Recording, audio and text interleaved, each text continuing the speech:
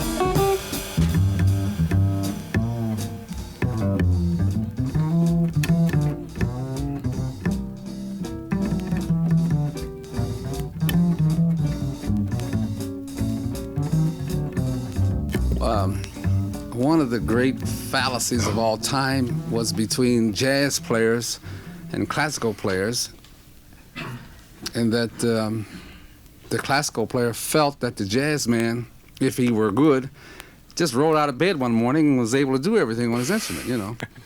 But if you want to play, let's say, a 2-octave D scale, you know,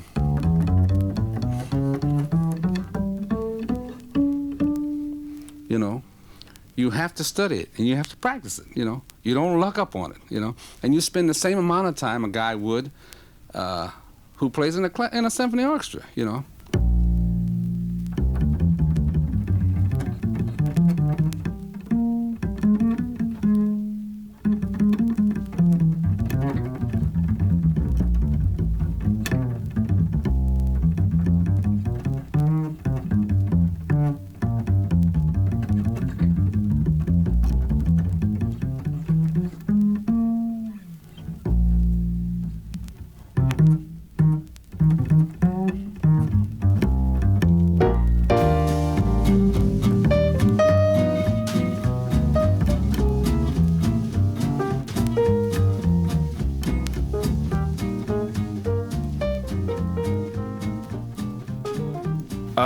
You're the first bassist that I heard that had such a great flow from note to note. Well, that's a evolution, I think, that resulted in my coming home from school every day playing Jimmy Blanton records.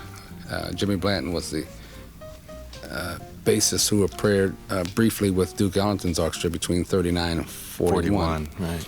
And the thing I liked about his playing was the longevity of his notes. And we're talking about, 35 years ago, you know. Mm-hmm. He would play lines.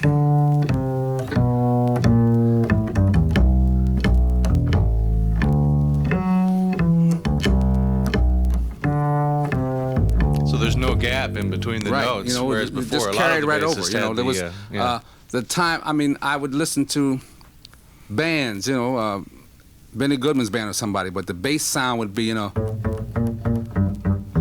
mean, that's just the way it came out, There had been, it used to be a tuba going, and I think they sort of picked it up from that and maybe tried to emulate that, and it came out. But when Blanton came out, he was doing things like, let's see. Ba da do da da da do da. Ba do do do ba da ba ba. You know, and those notes just rang, man, you know, and this is the impact that Blanton, I think, made on the bass world when he came in with that style, you know. And I was a youngster, but it made a large impact on me. And I used to take a bass home from school and practice with those records every day, you know. So that's where I got my style from, you know. He used to play like, or things. And then I changed it too. Just added a couple extra notes, you know. And I mean, that's the way styles are born anyway, you know. You cop from somebody what they have, and then you put your thing on it. And Evolution. That's right, yeah. It's a natural evolution, you know. We'll play 2 courses. The first course, I'll play that short style, and then the second course, I'll change it around. 1, 2, 1, 2, 3, 4.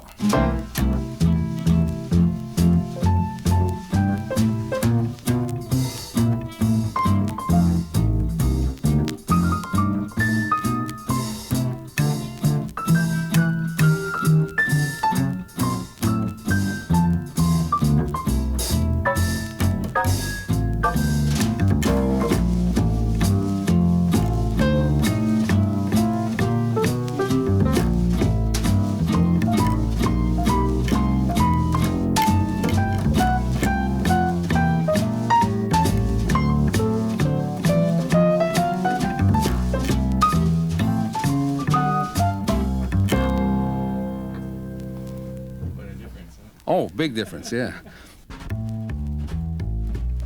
You have such a beautiful looking and sounding bass. Could you talk about your instrument? Not very much. I'm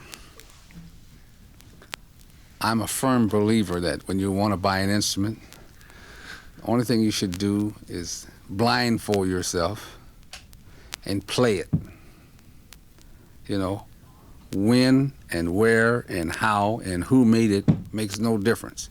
It has to sound right to you, period. That's all that's important, is will it do what you want it to do? Or does it have the potential to do what you want it to do, you know? So that's really my theory. Sounds like a good one. Well, good advice that's mine, to you know. young bassists, too. Yeah, you know. So many Picking on guys the are bass. worried about names and string length and all this, you know. Just play it.